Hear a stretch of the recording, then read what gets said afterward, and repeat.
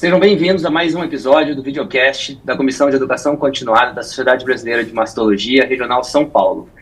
Um conteúdo dedicado a todos os mastologistas. Aqui nós contamos com a presença de especialistas para debater alguns conteúdos geralmente relacionados à nossa última reunião da sociedade. Bem aí, Geise? Tudo bom, Léo? Bom, hoje estamos eu aqui, Geisiela, o Dr. Leonardo, que já falou com vocês, o nosso coordenador da comissão, o Dr. Lincoln, e como convidados, hoje a gente tem o Dr. Pedro Zanúncio, Dr. Juliano Tozelo e a doutora Fernanda Barbosa para discutir como está a abordagem axilar em 2024. Então, para a gente começar, por favor, queiram se apresentar brevemente aos nossos ouvintes? Começar. Eu sou Fernanda Barbosa, sou mastologista, trabalho no ICESP, né, lá no HC, trabalho no DASA no 9 de julho e sou membro da Comissão de Cirurgia da SBM Regional São Paulo. Meu nome é Pedro Zanúncio, sou médico radio-oncologista da BP Mirante, do Grupo Oncoclínicas, com foco em mama e tumores ginecológicos. Boa noite a todos, meu nome é Juliano Tozelo, eu sou médico mastologista, atuo em Presidente Prudente São Paulo, sou diretor da Regional São Paulo, da Sociedade de Mastologia, e queria agradecer imensamente a Comissão de Educação Continuada, que tem feito um trabalho nesse último ano brilhante, sob coordenação do Lincoln, mas com participação do Leonardo, da Geisiela. Agradeço a oportunidade também. Geralmente, como de costume, a gente manda algumas perguntas para o pessoal dos nossos grupos, para os mastologistas responderem, para nortear nossas discussões. Aqui, esse mês, tivemos 112 respostas, tá? E a primeira pergunta que a gente fez foi se atualmente, na prática clínica, frente a tumores mamários menores que 2 centímetros e axila clinicamente negativa em relação à abordagem axilar, você costuma? Tivemos respostas bem divididas, com 38% indicando biópsia de linfonodo sentinela independente da ultrassom, 31% não realiza cirurgia axilar nenhuma se o ultrassom for normal, tumor luminal-like e idosa, acima de 70 anos, e 29,5%, 30%, se mesmo com ultrassom negativo, ainda faz a biópsia do linfonodo sentinela. Bom, trouxemos aí de novo o sound para a gente discutir, e vocês consideram aí, agora, né, esses dados são suficientes para mudar a conduta padrão? Essa divisão aí acaba tendo, a gente está vendo aí que as opiniões ainda estão divididas, né? Vocês estão omitindo a cirurgia nesses casos? Ô, Léo, lady first, né? Vamos deixar a Fernanda iniciando. Pode ser. Então eu já vou começar. Por favor. Tá. Eu acho que se a gente tiver que dar uma resposta objetiva, se eu tiver que ser muito direta, não. Eu vou ser super honesta, assim, eu não uso sound como rotina na prática, né? Não que eu não acredite no sound. Acho que foi um estudo extremamente bem feito, dados que a gente pode confiar. O que eu acho é que os oncologistas ainda estão desconfortáveis da gente não usar, não fazer a biópsia do linfonodo sentinela e a gente determinar, né? Então, apesar do sound não ter usado a idade como corte, né? Então, assim, ele incluiu pacientes de todas as idades, a média de idade era maior, né? Então, a gente não tinha pacientes, a média de pacientes na pré-menopausa era baixa. A gente vai ter, né, ainda o INSEMA, né, que vai ser publicado, imagino, que também é outro estudo europeu, que também está sendo randomizado, já randomizou, na verdade, a gente está esperando os resultados.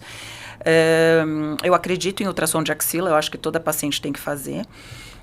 A gente tem também o Choosing Wisely, já antigo, dizendo que a gente não deve fazer abordagem axilar nas pacientes com mais de 70 anos. Mas eu ainda faço sentinela. Eu acho que o oncologista, mesmo os maiores oncologistas, ainda ficam desconfortáveis e gostam de ter essa informação para definir, né? De novo, decisão individualizada. A gente tem paciente de 70 anos muito bem, obrigada, e que vai tolerar um tratamento adjuvante, e às vezes esse sentinela pode mudar alguma coisa na conduta. Para determinar adjuvância, a gente tem pacientes de 70 anos que não vão bem, né? Não sei o que vocês acham. Eu concordo, em linhas gerais, com a Fernanda. Eu não uso sempre o sound na minha prática clínica, né, como padrão de conduta.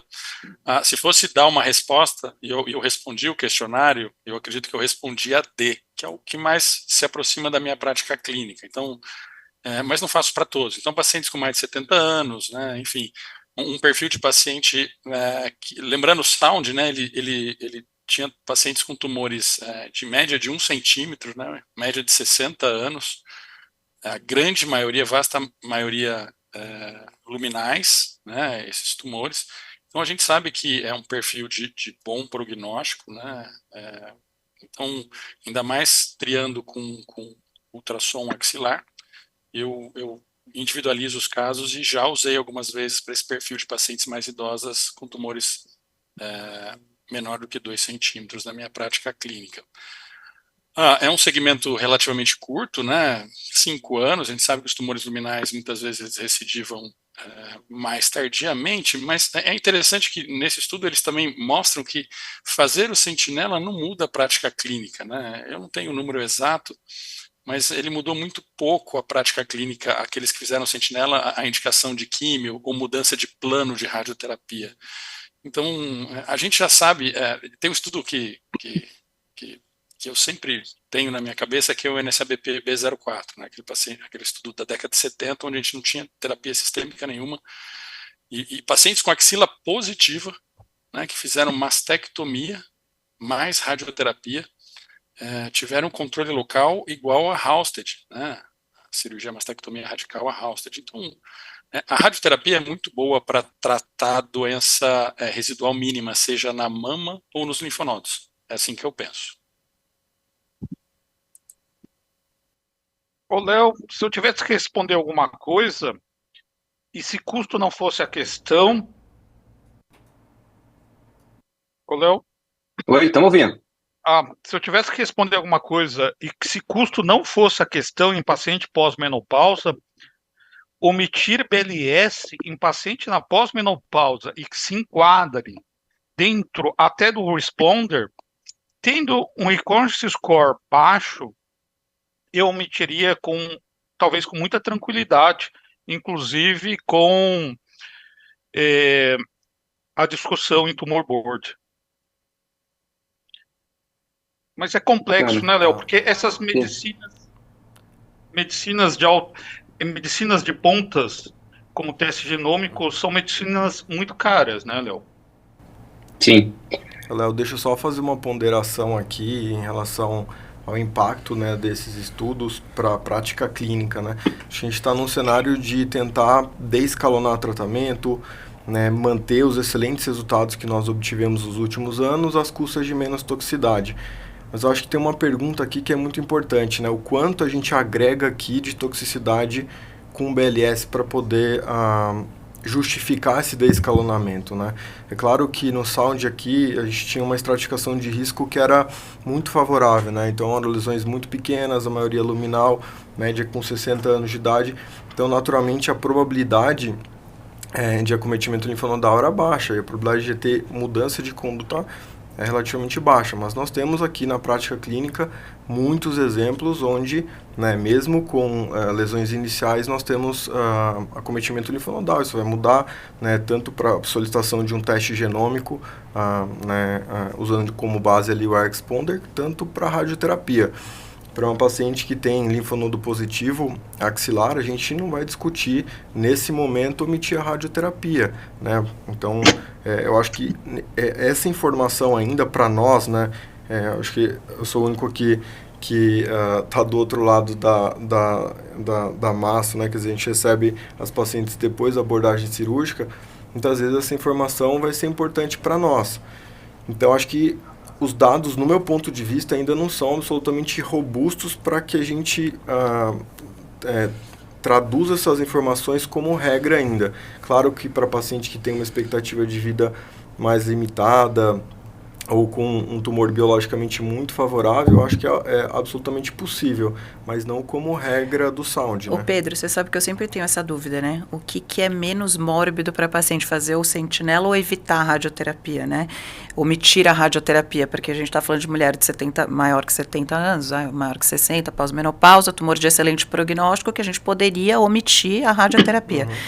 Se a gente usa o Sound, e aí eu te encaminho uma paciente, um T1, N0, na verdade não abordou a axila, N0 clínico, E aí eu estou pensando também em omitir radioterapia, uma paciente com mais 60. Você fica tranquilo ou você queria que eu tivesse feito o sentinela para te dar essa informação? A gente não tem esse dado, né? A maioria então dos é estudos para omissão de rádio de fase 3, a gente tem a avaliação linfonodal. E para a própria solicitação do teste genômico, né? Se você tem uma paciente pós-menopausada ou até mais idosa, 60, 65 anos, com estratificação de risco mais baixa, né? Você vai, inclusive, evitar de pedir o teste genômico. Se essa paciente tem linfonodo positivo, ela vai provavelmente ter que pagar um teste para poder identificar se ela tem benefício em fazer a adjuvância sistêmica, incluindo a radioterapia após químio. Então, acho que nesse momento a gente ainda não tem dado suficiente para omitir de forma ampla e restrita, como o próprio estudo... Tudo, né? Omitir o sentinela, omitir a rádio e, né, a assinatura genética. Exato. Para todos os pacientes, como o Sound fez. Eu acho que, no meu ponto de vista, eu me sinto mais seguro para pacientes que têm uma condição frágil, clínica, ou que têm uma expectativa de vida menor.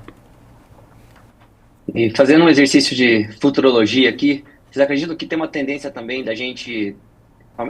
esses critérios do Sound evoluírem para mastectomia também no futuro? A gente não vai abordar a axila, talvez, nos casos de ultrassom negativo e a paciente mastectomizada, que está com mastectomia? Acho que daí, posso responder, Fernando? Sim. Deve. Eu acho que daí é uma extrapolação muito grande, né? As indicações de mastectomia geralmente vão ser tumores maiores, né? É difícil a gente fazer uma mastectomia no tumor de 1 centímetro. Geralmente são tumores, então, maiores, e entendo que daí a informação do sentinela, ainda mais uma mastectomia que você não vai poder voltar depois para ter essa informação, né? Você vai ter que abordar essa axila tirando linfonodos aleatoriamente, né? Não conseguindo fazer uma biópsia de linfonodo sentinela, não é uma estratégia para ser utilizada nos dias de hoje, mas você perguntou se lá na frente a gente vai fazer isso, né? Não foi bem essa a sua pergunta. Voltando nessa BP B04, radioterapia trata a doença residual mínima na axila. Se você não fizer nada na axila, ela tem a radioterapia, ela consegue controlar muito bem a doença, né? É comparável, mastectomia simples, em axila positiva, sem nenhuma terapia sistêmica, é igual à cirurgia de Halsted, em relação ao controle local da doença. Então, se você tem clinicamente um ultrassom, né, clinicamente negativo, ultrassom negativo, eu acho que é possível desde que você faça radioterapia. Então, mas aí, Tozelo, esse é um ponto, né? No B04, o desenho do estudo era para tratamento de drenagens e não inferioridade de rádio versus abordagem axilar cirúrgica. Aqui a gente não vai tratar a axila quando a gente tem uma paciente que vai ser elegível para o Sound, né? Então, concordo, doença micro, a rádio trata muito bem, mas essa paciente ela vai receber rádio na mama somente, né? Então, a gente não sabe se essa paciente tem um linfonodo micro ou macro, eventualmente, que teria que ser tratado com a rádio, né, ou com a abordagem cirúrgica aqui, né? Concordo plenamente. Eu estou dizendo isso numa futurologia e, obviamente, combinando com o radioterapeuta que ele faria um plano alto pegando o nível 1, né? Seria algo, no mínimo, assim, né? E realmente o NSABP fez radioterapia de cadeia linfonodal, até de mamária interna. Exato. Ô, Léo, você sabe que eu fiquei pensando na sua pergunta, só vejo uma seleção de uma ultraselecionamento, né, Léo? Aquela paciente que tem um T1, um tumor até 3 centímetros, mas que foi indicado mastectomia com CN0 e ultrassom axilar negativo, porque estava próximo do CAP. Ou calcificação extensa. Mas Sim. aí essa paciente não faria rádio, né? Então daí a gente cai nesse mesmo problema, né? De tipo... para aplicar o Sound, tentando ela não teria indicação de rádio e aí mais o Sound sem radioterapia, né? Então... ou eventualmente um carcinoma in situ extenso, com uma lesão invasiva subcentimétrica, por exemplo. Talvez seja o contexto de uma adenomastectomia, mas aí você vai discutir outros critérios para rádio, né? Acho que é um contexto bem particular aí para individualizar. Vamos aguardar, né, Pedro? Vamos aguardar o Telio-Artigo, E639 e os dados, para ver o que... Já que lá fora se usa muito teste genômico, e as seguradoras pagam, como é que vai ser essa correlação de desfecho, né? Dando sequência à nossa próxima pergunta, que foi feita então no Survey, foi questionado se paciente clinicamente T1 a T3, N1, N2, qualquer subtipo intrínseco, que fosse submetida a quimioterapia neoadjuvante e tivesse uma resposta patológica completa na axila, se teria uma indicação de radioterapia adjuvante na axila. E a gente teve aqui um pouquinho mais centrada as nossas respostas, 36% opinou que sempre indica radioterapia se tiver uma axila pré-quimioterapia neoadjuvante, independente da resposta. A segunda resposta mais votada foi não indicar radioterapia axilar nos casos de resposta completa após a quimio neoadjuvante. Então, completamente o oposto, né? Depois disso, a gente teve, com 22% dos votos, a indicação de radioterapia se tiver uma resposta patológica completa na axila, apenas os casos que eram N2 ou N3, e uma pequena porcentagem só indicou radioterapia axilar se tivesse a mesma indicação de irradiar na mama. E daqui a gente pode falar um pouquinho, então, do artigo que ainda não está publicado plenamente, né, mas que a gente já viu bastante, do NSABP D51. Doutor Pedro, principalmente aqui, o que o senhor acha se a gente tem uma segurança de omitir a radioterapia nesses casos? Então, paciente pós-quimioterapia neoadjuvante. Aqui a gente precisa desmembrar essa pergunta em duas, né? Então, o B51, lembrando, para o desenho do estudo, nós tínhamos ali como critério de elegibilidade apenas pacientes CN1, né? E até para BLS, no B51 a gente tinha mais ou menos 55% das pacientes sendo submetidas a BLS, e aí, obviamente, era necessário que a paciente atingisse PCR na axila, né?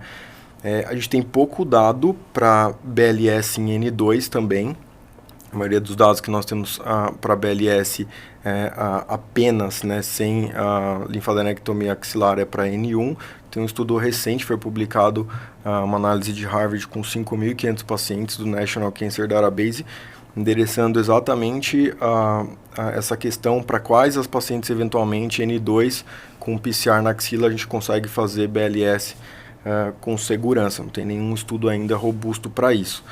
E para radioterapia, né, esse estudo ainda não foi publicado, estava em San Antônio quando nós tivemos a apresentação, foi um game changer de fato, nós vamos precisar usar isso, né, na nossa prática clínica, mas com aqui alguma crítica em relação aos pacientes que nós vamos usar. Por exemplo, a gente sabe que doença residual na mama é um surrogate endpoint importante também.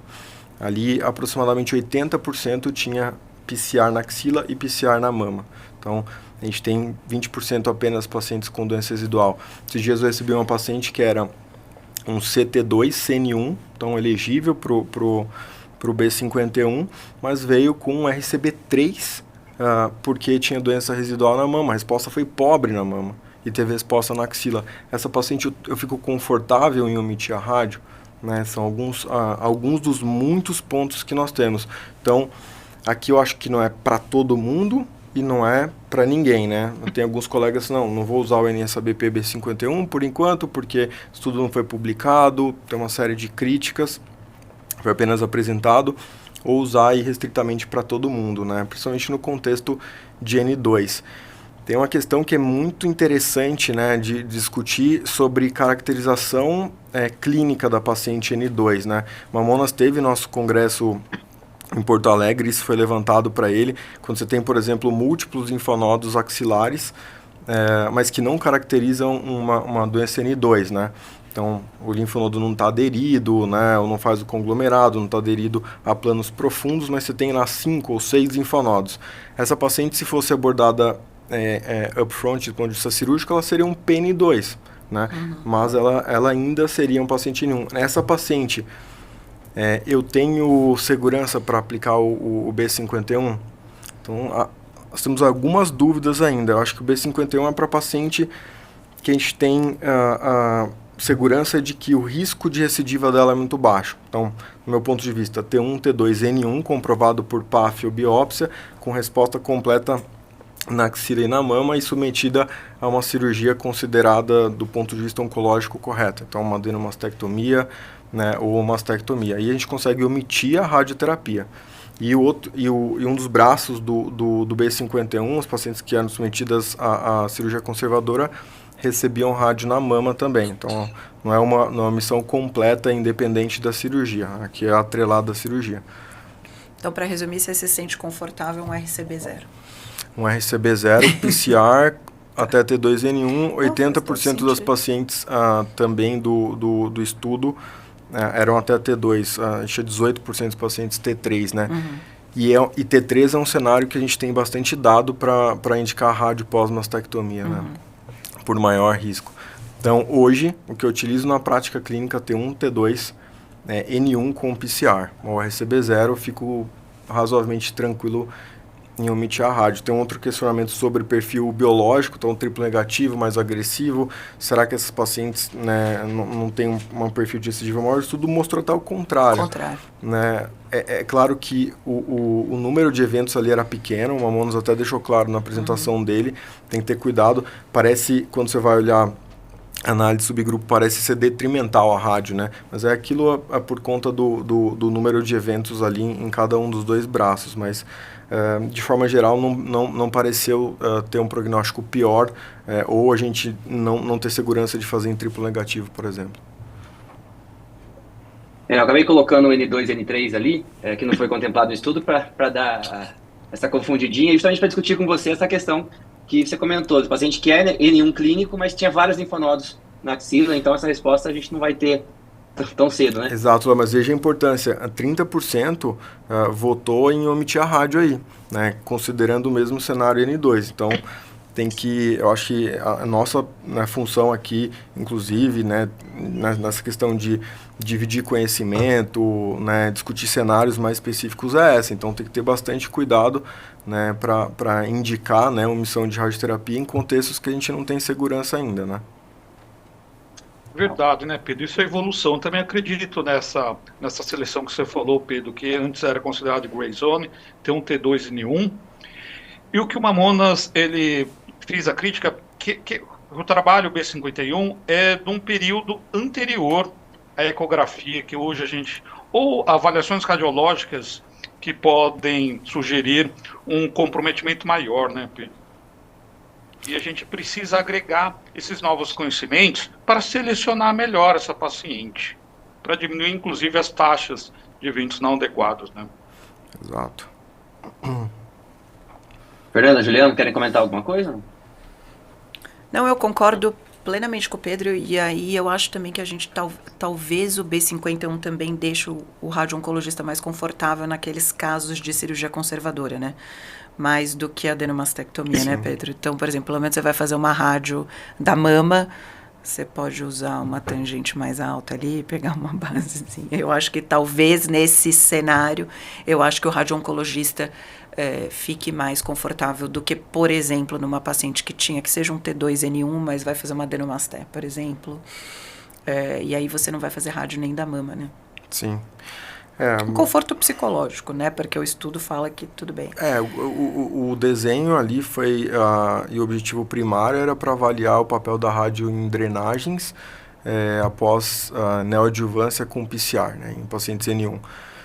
Assim, eu acho que quando tem a cirurgia conservadora é um pouco mais fácil pra gente, né? Decidir, né? Porque daí você só evita a rádio da drenagem, pelo menos você vai radiar. Para uma paciente ultra jovem de altíssimo risco, né? E com PCR, né? Por exemplo, uma paciente recente que eu tive, uma paciente BRCA mutada, que acabou indo no T2N1 clínico, resposta completa, mas ela foi para uma adenomasté bilateral. É difícil para o radio-oncologista não fazer a rádio nesse caso. Chama um pouquinho... E eu também fico preocupado. Chama atenção o perfil de recidiva dessas pacientes. A gente tem 5 anos e é significativamente menor do que os estudos anteriores, né? Tem a meta-análise do próprio Mamonas demonstrando um perfil de recidiva para pacientes que obtiveram resposta completa maior, né? Dependendo do subgrupo, atingindo 8, 10%, aqui a gente tem 1,5% de recidiva. Chama atenção esse perfil de recidiva no trabalho. Eu, pessoalmente, já tive algumas pacientes que eram elegíveis para o B51, que tiveram resposta completa e que tiveram recidiva, né? Então, eu acho que a publicação vai nos dar algumas informações adicionais, como a própria cirurgia tem mastectomia, a gente não sabe o tipo de cirurgia que foi feita no trabalho, né, enfim. Mas... Parece que vai ser publicado logo. Parece que é um detalhe burocrático, assim, que por isso que não foi publicado. Pedro, só tem uma crítica ao trabalho tão famoso do Dr. Mamonas, que ele é anterior a todos esses avanços terapêuticos, né? Sim. Duplo bloqueio, Keynote 522, imunoterapia e uma série de outros ganhos. Tudo, exato. Talvez essa taxa seja menor. Exato, é uma possível explicação, mas lembrando que o surrogate ali, ele tinha sido atingido, né? Que era PCR, então a gente está falando da paciente que, mesmo antes, né, do Keynote 522 com Pembro, fazia ACT para triplo negativo, ela atingia, né, PCR ali, né? E ainda assim ela tinha um bom desfecho clínico. Não era globalmente todas as pacientes previamente ao uso de terapias mais modernas, né? Mas sim, eu acho que pode ser uma das explicações. Nós avançamos em terapia anti-HER2, avançamos no triplo negativo principalmente, carboplatina com imunoterapia, né? A gente tem 66% de PCR aqui. Então, é possível que tenha alguma influência, sim. Queria só fazer um comentário. Eu achei muito bem-vindo esse ensaio clínico, né, o NSABP B51. Me incomodava muito pacientes que se enquadram no perfil do estudo, né, T2, N1, com resposta anatopatológica completa, RCB0, receberem radioterapia.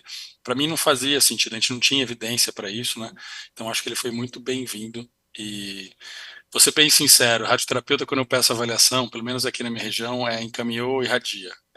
Então, eu acho que aos poucos é bom ouvir isso de um radioterapeuta, né, receber um paciente e se enquadrar nesses critérios que foram falados, não fazer radioterapia, e para mim faz todo sentido.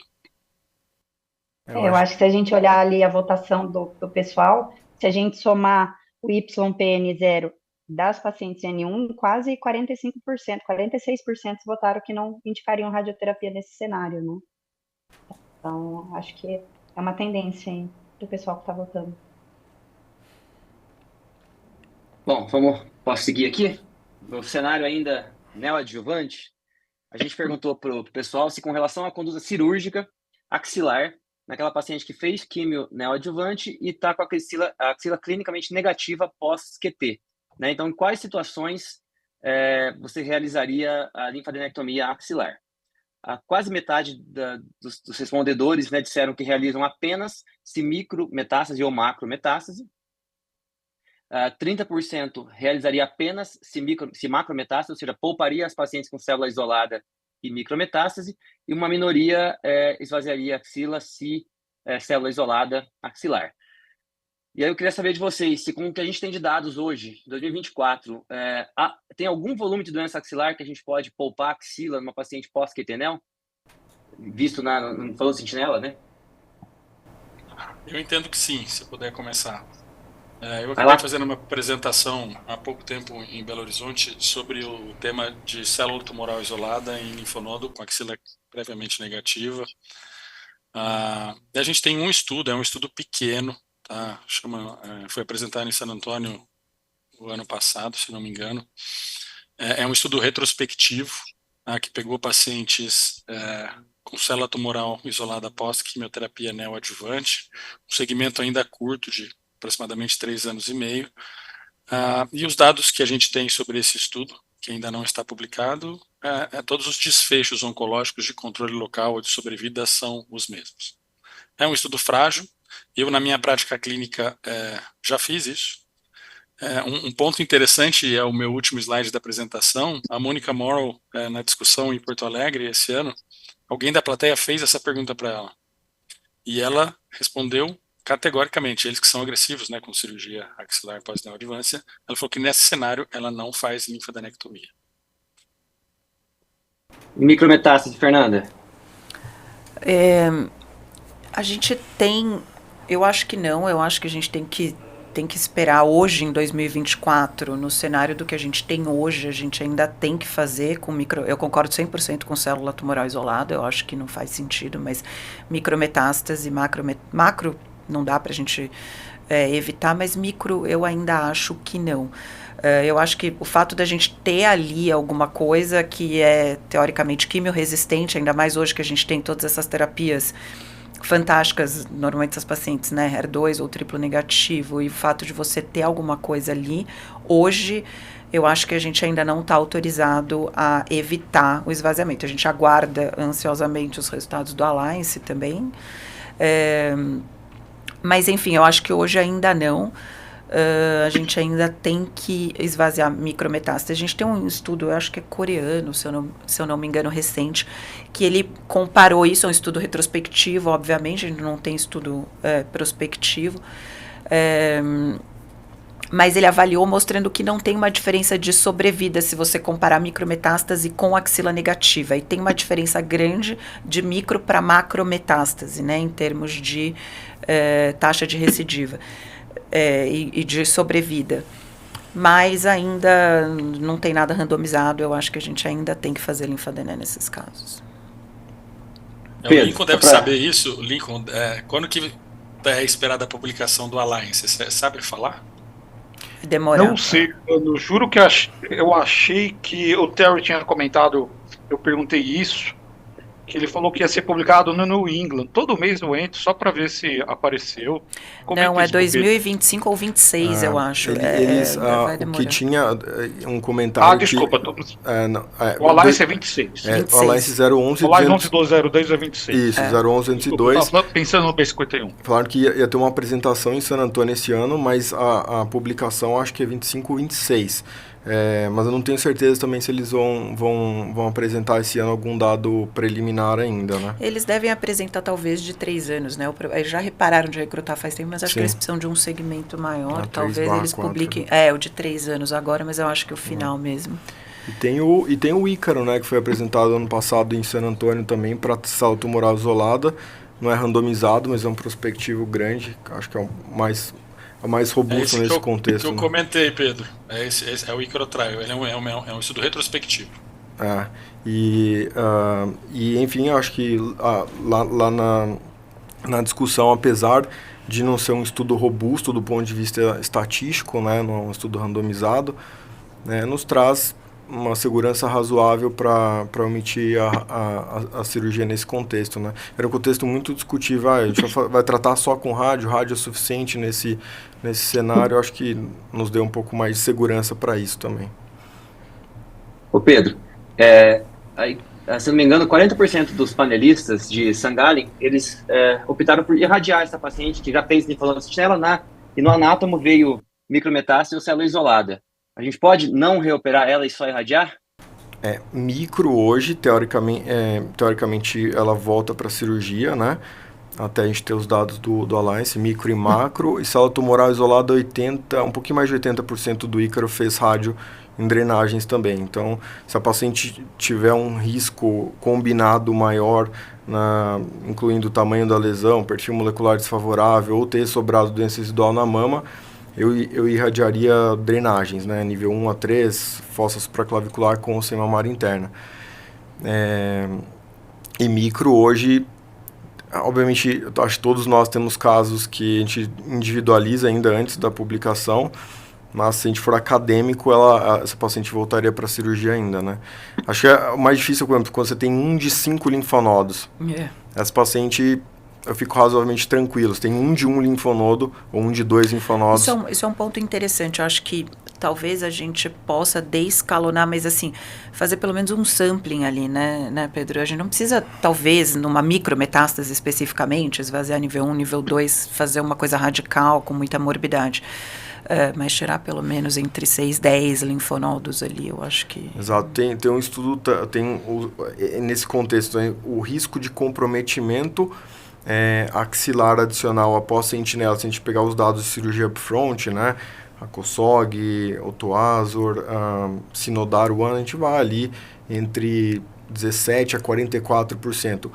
Para micro, após neoadjuvância, esse risco vai bater ali no 70%, né, estudo da Mônica Moore, Andrea Barrio, tem estudo do MD Anderson também, estudo do Yale, bate em torno de 70%. Então, eu acho que um sampling, pelo menos, para não ter o risco de ter outros linfonodos comprometidos, sobrar a doença é razoável. Porque a pra taxa gente, né? de você ter mais pós-neoadjuvância, mesmo com micrometástase, chega a 30%, né? Isso não é irrelevante. Sim. Então, acho que pelo menos você ter uma amostra maior. Claro que a gente quer evitar linfedema, não Sim. quer fazer nada radical, mas... Legal. Certo. Gei, você vai daí? Seguindo nessa linha, então, da cirurgia, a próxima pergunta que a gente fez foi em pacientes T1 e T2, a axila clinicamente negativa, que fossem receptores hormonais positivos, HER2 negativo, que vão receber endocrinoterapia adjuvante. Você omitiria o BLS quando? E a gente teve 55% das respostas falando que sempre vão realizar o linfonodo sentinela por se tratar de um procedimento de baixo risco e morbidade e para decisão de adjuvância, desculpa. Seguido disso, a gente teve metade das respostas dos 50%, então 25% falando que omitiriam o BLS acima dos 70 anos. Uma pequena porcentagem votou em omitir acima dos 65 anos e 15% respondeu que não levava em consideração a idade da paciente, mas a performance clínica, a condição clínica dela. A gente já sabe, com a Sociedade Cirúrgica Oncológica e a iniciativa do Choosing Wisely desde 2016, que as recomendações para não abordar a axila, elas vêm para as pacientes acima de 65 anos que estejam nesse cenário, então, inicial, doença receptor hormonal positiva, HER2 negativa, mas, aparentemente, isso não tem mudado muito a prática do nosso cirurgião, como a gente vê aí nas votações, não só nessa, mas em outras a gente frequentemente tem essa resposta. O que vocês acham dessa recomendação? Vocês omitem o BLS em algum desses cenários? Como é que vocês responderiam essa questão?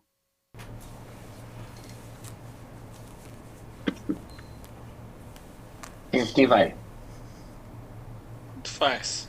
Pode ir, Tozelo, deixar você começar. Obrigado.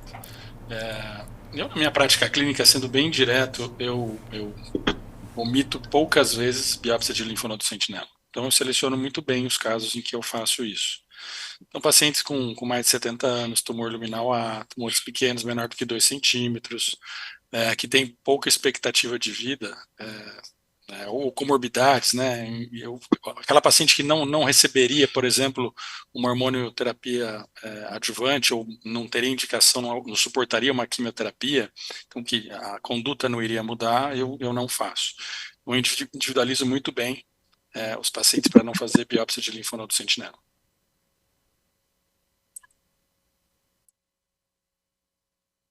Fernanda, quer comentar?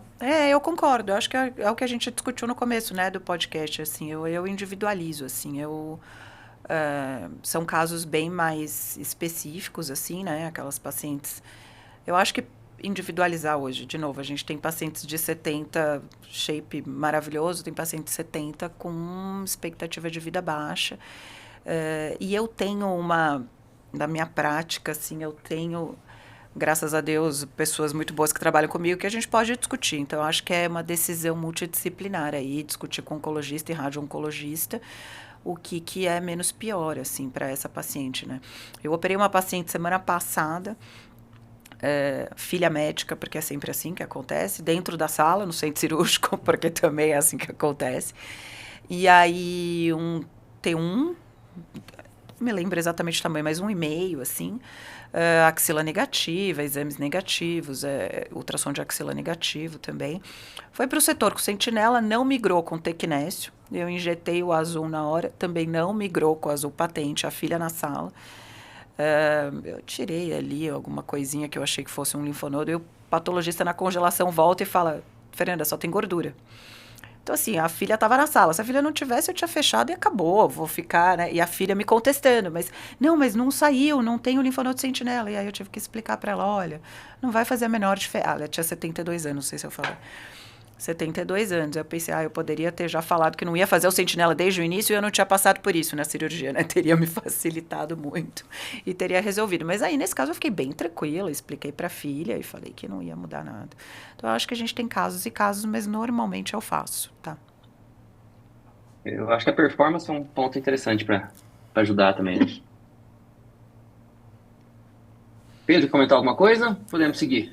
Eu acho que é isso, um pouco do que a gente discutiu no início, e talvez aqui, acho que essa questão de individualizar, não ser tão ortodoxo, por exemplo, a paciente vai ter que voltar num segundo tempo cirúrgico com risco extremamente baixo de comprometimento axilar, mas a cirurgia foi planejada inicialmente para um BLS, tudo correu bem.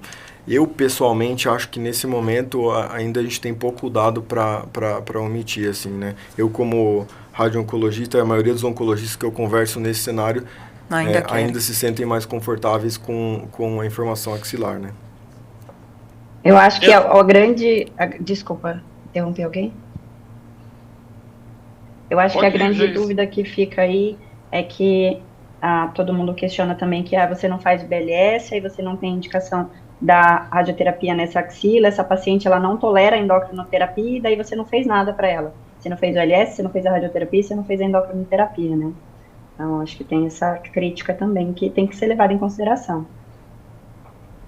Queria perguntar para o Pedro, se permitirem, em relação ao planejamento de radioterapia numa situação como essa, paciente de 70 anos, tumor pequeno, T1, e vem lá um linfonodo em 2, o que você muda no seu planejamento de radioterapia? Essa é uma pergunta muito interessante, porque se a gente for olhar, né, para a meta-análise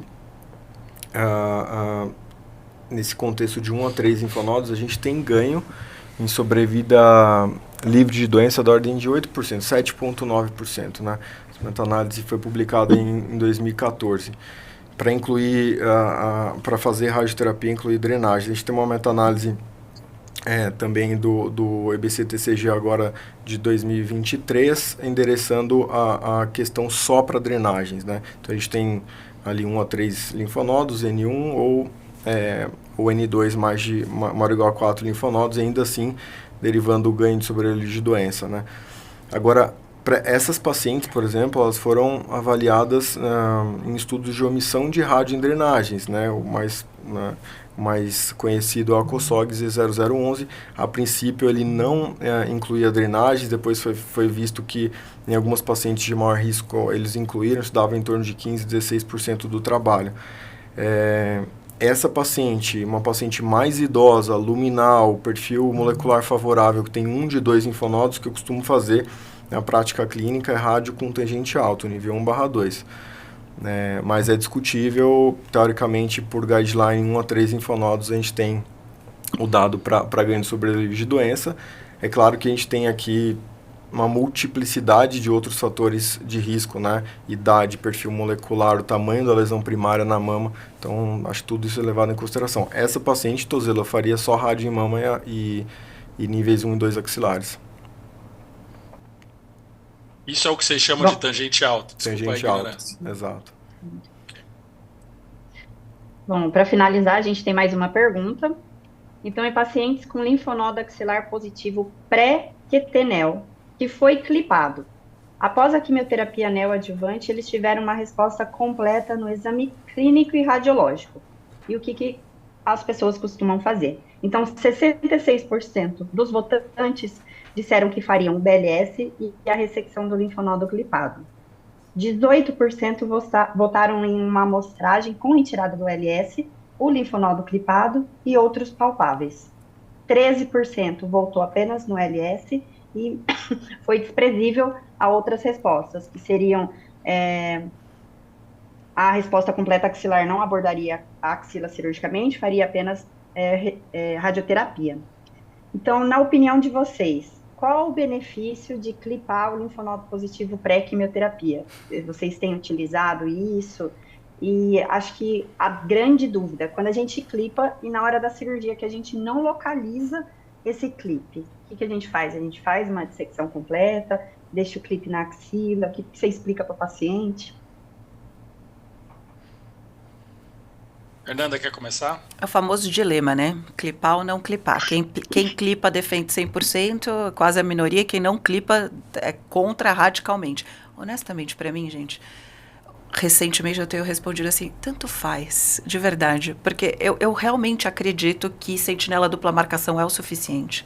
Então, se essa paciente sentinela, dupla marcação, você tirar 3 linfonodos é mais que suficiente, eu tô tranquila com isso, então se esse linfonodo não foi clipado para mim, ok. Agora, tem muitos serviços que eu trabalho e quando a paciente vai para a biópsia, ela biopsia a lesão na mama, e aí, enfim, paciente jovem, eu já solicito a biópsia, ela automaticamente biopsia a axila, o radiologista já clipa ali na hora. E para mim tudo bem também, entendeu? Eu não acho, eu acho que eu nunca passei nenhum perrengue, digamos assim, de não achar o linfonodo clipado. Eu acho que tem que ter um serviço de radiologia que saiba fazer isso, que saiba marcar esse linfonodo para que a gente consiga tirar na cirurgia. E se não achar também é conversar com a paciente. Então assim, olha, e aí eu costumo, se tiver clipado, né, eu costumo marcar esse linfonodo clipado e tentar tirar na cirurgia, fazer o sentinela.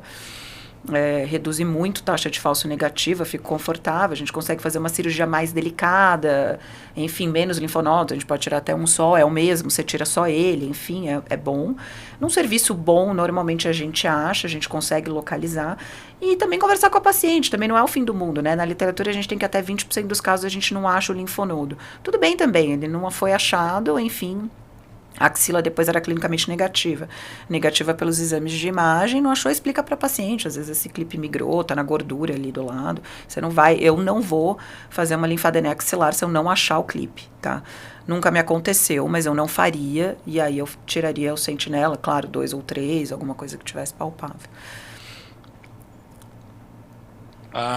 Vou ser bem sincero, eu não utilizo clipagem linfonodal na minha prática clínica, já operei algumas pacientes com clipe, acho que menos de 5 pacientes, porque fizeram isso em outro serviço. O que a gente tem de evidência é que a clipagem do linfonodo comprometido é uma discussão de taxa de falso positivo. Né? Quando você retira ele, você diminui a taxa de falso positivo. Mas a gente tem dados suficientes, se for falar sobre taxa de falso positivo, que quando a gente tira, como a Fernanda falou, 3 linfonodos, usa dupla marcação, essa taxa é abaixo de 10%, que é aceitável, que a gente usa para cirurgia upfront, né? sem neoadjuvância. Então, tudo bem, na minha opinião, se você lá seguiu essas premissas, né?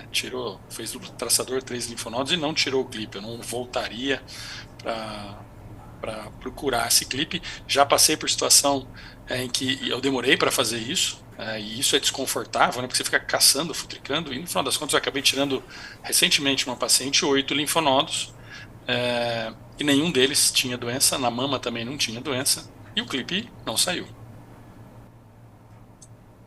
Eu acho. Doutor, deixa eu fazer mais uma pergunta. Se para o senhor isso vai fazer diferença, então a gente tirou um linfonodo, era o LS, mas não era o clipado, e só um e ele veio positivo. O que o senhor faz, né? Um linfonodo positivo e o clipado... Mas não era o clipado. O clipado não saiu. A gente não encontrou. Não, acho que esse paciente tem que voltar para a cirurgia. Ela tem... Isso pós-neoadjuvância, né? Clipou, fez neoadjuvância, um de um linfonodo e o clipado não saiu. Além... Eu acho que essa paciente vai voltar para a linfadenectomia de qualquer jeito. Eu acho que o grande problema é um de um negativo, né? E não saiu clipado. Aí eu acho... Um negativo, é isso? Eu acho que essa que é a grande dúvida, né? Não saiu o que tinha sido biopsiado. 0 de 1, né? Então o linfonodo que foi... Tá, não, 0 de 1. Nesse contexto, acho que a gente tem evidência para N1, dupla marcação, com pelo menos 3 linfonodos, cai falsa taxa negativa de 20% para 4%, aí a gente fica confortável em falar, essa axila de fato ela está negativa, e a gente tem segurança em seguir com o tratamento. O clipe é um dilema enorme, né? Os mastologistas com que você vai conversar, e aí é quase time de futebol aqui, né? Defendendo, não defendendo. Já vi algumas vezes a migração de clipe, aí é um problema, né? Porque você não consegue identificar direito. Patologia também tem as suas restrições com clipe de avaliar doença residual pós-neoadjuvância com clipe no linfonodo. Então tem... Acho que diversas críticas e quem defenda também. Mas acho que nesse contexto, o 0 de 1 com o linfonodo não ter sido retirado, clipado, nos dá um pouco de preocupação. Eu acho que tecnicamente é só importante a gente fazer pelo menos uma radioscopia ali, para ver se aquele linfonodo que você tirou realmente, se você não achou o clipe, E aí, nesses casos, eu não vou fazer uma linfadenée grande, mas tirar mais pelo menos 2 para você ter uma amostra ali, né? Fazer uma dupla marcação, então não é o mesmo. Então, eu acho que tem formas de você ver alguns serviços, assim, que a gente trabalha, a gente consegue fazer um SPECT-CT antes. Então, a gente consegue, naquele linfonodo clipado, né? Você faz o sentinela, ele vai migrar, você faz um SPECT-CT para ver se é o mesmo. Bom, é o clipado, é aquele, ótimo, você não precisa usar o azul. E a chance de você não achar ele é muito baixa. E aí você consegue ver isso. Agora, não era, bom, tenta fazer o roll daquele linfonodo clipado. Bom, não conseguiu. Bom, faz um sentinela dupla marcação. Eu acho que tem tanta coisa para você fazer antes de você falar assim, não, eu não achei o linfonodo clipado, eu vou ter que ir para uma linfadenée, né? E aí eu acho que é esse o ponto de quem, para mim, tanto faz. Eu acho que eu tenho várias alternativas antes de chegar e ter que fazer uma linfadenée. Eu sei que o Lincoln defende, né? Você clipa sempre, né, Lincoln? Não, pelo Não, contrário. Pelo contrário, eu trabalho um serviço que faz. Eu por estava isso que eu perguntei. lembrando, Fernanda, quais foram os casos que eu nunca tive um caso de linfonodo clipado e não consegui resgatar, mas tive 2 casos dramáticos, que só axila, eu gastei 3 horas. E aí, lembrando retrospectivamente, se isso valia a pena, toda essa morbidade, isso no começo, eu entendi que isso aconteceu, Fernanda, porque o local que foi clipado, eu era a segunda opinião, eram clipes pequenos. Nós tivemos muita dificuldade de localizar. Atualmente, cada vez mais, eu também concordo, e eu acho, como o grupo de Boston, o grupo do Memorial, o grupo de Canadá, que não clipar, que a taxa de falso negativo, o mais importante não é a taxa de falso negativo, mas sim o desfecho. Eu acho que o desfecho, desde que você siga as premissas de boas técnicas cirúrgicas, você vai ter bons desfechos. Geise, lembrei 2 coisas. Como a gente tem vários Brasis, e a gente falou de técnica, o grupo que não tem dupla marcação, que só tem um azul patente, talvez esse caso seria interessante clipar. Sim. E também queria defender um outro lado desse ponto que você colocou. Uma outra vantagem, uma raríssima vantagem que eu vejo, é aquele caso que você clipou, você tirar um linfonodo, é o clipado e o sentinela. O grupo do M. Anderson, com TAD deles, foi categórico. Essa taxa de falso negativo é baixíssima, você pode confiar. Diferente do que a gente tinha comentado na situação.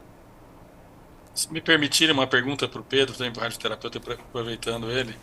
Vamos supor que esse caso que a Geise colocou para a gente, essa paciente fez neoadjuvância, né? Colocou um clipe, era positivo. Retirou 2 linfonodos, fez dupla marcação e veio negativo. E aí se discute em reunião, você liga lá para o mastologista, ele fala, Pedro, eu não vou reabordar. Né? Dá seus pulos aí, e o que você faria nessa situação em relação ao seu planejamento? Já aconteceu, assim, em casos de um pouco mais de risco, e a gente também tem a facilidade de ter uma radiologia ultra especialista, né, que consegue dar informações técnicas de que aquele linfonodo na axila, de fato, ele é positivo. Já aconteceu, linfonodo sentinela negativo, e claramente o linfonodo está positivo, e a discussão não foi de reabordar. E aí que eu acho que entra um fundamento da rádio, né? Como você mesmo comentou, Tozelo, a rádio vai muito bem para doença micro. Para a doença macro, se ela for tratada com dose para doença subclínica, por exemplo, do START-B 15 de 267, ou dos estudos mais antigos com 25 de 2, né, certamente a gente vai ter desfechos piores. Essa doença, né, que sobrou ali na axila, naquele linfonodo, ela vai progredir pós-rádio porque não é dose para doença macroscópica. Então, quando existe linfonodo macro residual, a gente faz um bush. A gente faz muito isso em mamária interna, né? Mamária interna quase a gente não aborda mais cirurgicamente. Se você tem um linfonodo que é positivo pós-neoadjuvância e não foi abordado, a gente faz bush na lesão. E na axila, em algumas situações, isso já aconteceu, né? Idealmente, do ponto de vista acadêmico, a paciente volta para a cirurgia.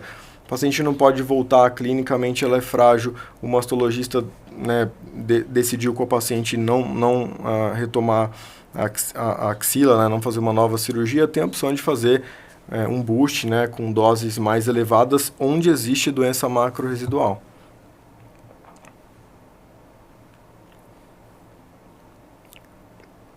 Certo.